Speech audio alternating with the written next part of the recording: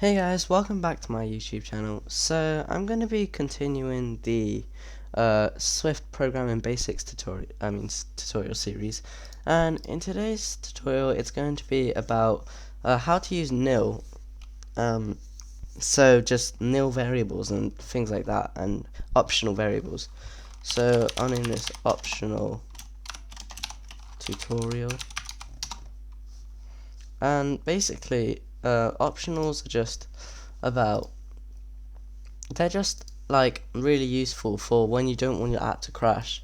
And I wouldn't always recommend using optionals. Like sometimes if you know something is going to if you know something is going to work, then you might as well just leave it as a non-optional. So I'll show you an example. If I create a string, which will be hello people, and then if I try to convert this to an int, string int equals int and then string, it's gonna ask us to have to unwrap this. Oh, never mind, I guess it won't. So if we try and run this right now, what this will end up doing is it'll just end up crashing because you can't convert this into an int. So if I just run this and wait, what? How has it managed to convert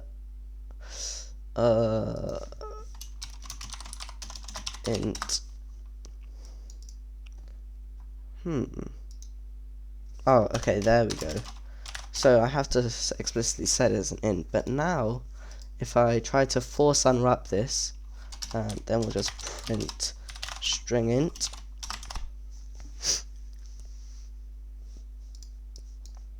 you can see it breaks because it can't convert this into an int.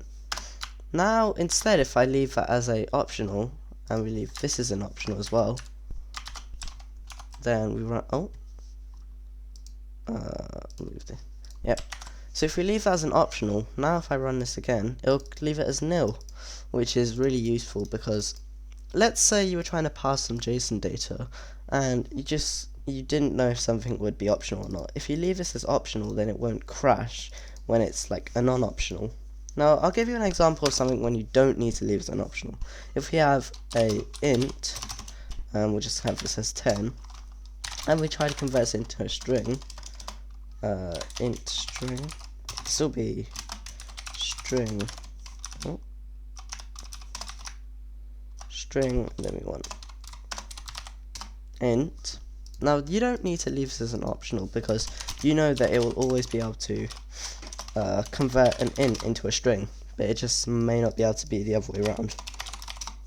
So if I just print this, we should see that this will never be nil because it's always going to be a string, because you can convert basically anything into a string, except for lists, which can also kind of be converted. But yeah, so that was how you use optionals and nils. Thanks for watching guys, and I'll see you in a future tutorial. Bye.